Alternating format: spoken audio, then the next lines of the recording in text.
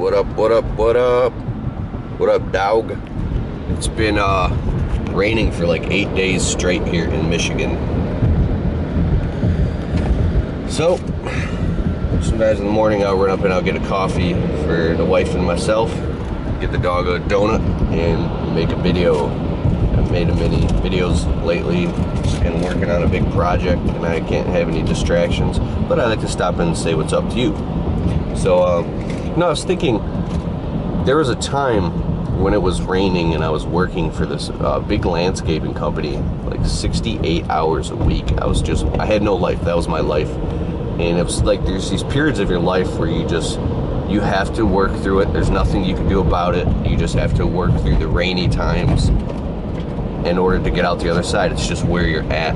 And accepting that is the most beautiful thing, because you can go inside of the mind and go inside of yourself and develop this deep, peaceful relationship during that suffering. Not a sadomasochist or whatever type of way that makes you like you enjoy the suffering, but you can find deep peace and serenity in it in hard times. There's a program by Dick Sutphen is his name, and he's a famous old motivational speaker. I don't like the word motivational speaker. He's definitely inspirational. He talks about meditation and Zen and Qigong and all that stuff, and he tells a story about how him and his wife went to, I think it was somewhere in Asia, some island or something, on vacation.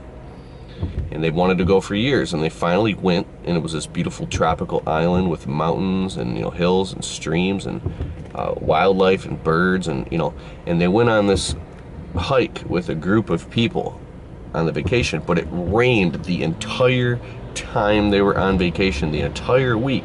It wouldn't stop raining, and he said it was downpouring, and they stayed in their hotel room, and they were all upset, and they felt wronged and depressed, and they said, you know what if we made the best of this? He's telling the story, and I'm listening to this like years ago. It's a great story. I don't know the name of it, I'm sorry. Something, The Path to Enlightenment, Dick Sutphen. I gotta pay attention to my driving. That guy doesn't have his lights on. Okay, so he said that they went out anyways. They just put on rain gear, and they went out in the pouring rain, and they started hiking.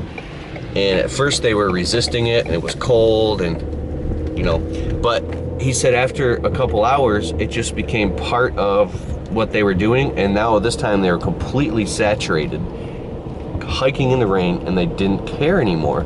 And then all of a sudden they were laughing, and they were having a great time.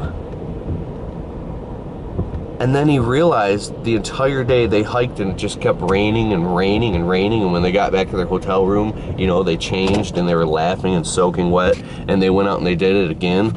And he said because they accepted that and they made the best of it, it actually became one of the most enjoyable and rememberable experiences of their entire life.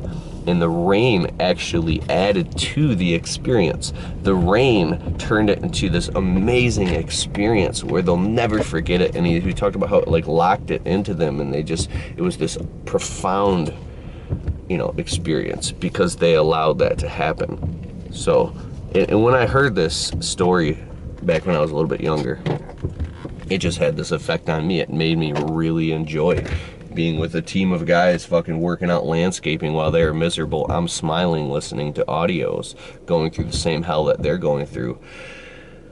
So serenity and acceptance sometimes can be the path that allows you to get through. If you can't break through a wall, sometimes you could become invincible and just transmutate or transcend directly through it to now it's on the other side of you. Here's a quick practice before I go in the house. I learned this shit from Coach Rob. This really helps. He says if you feel like there's this wall in front of you like this, and it's like you can't get on there, so can you climb over it? Take a breath. No, I can't climb over it. Can you go around it? No, it's infinity. Can you dig under it? No, it's too deep. I'm stuck. He goes, can you put a door in the wall and walk through that door? No, it's made out of brick. I can't do it, right? And then he says, well, how about this? What if you could just stand there? Now I just want you to just imagine that the wall is behind you. Behind your back. Just imagine, can you feel it now? Yeah, I can. I could feel the wall behind me and the bricks.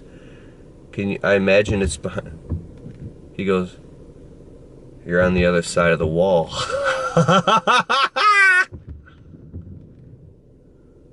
This is spiritual, my friend. You're on the other side of the wall.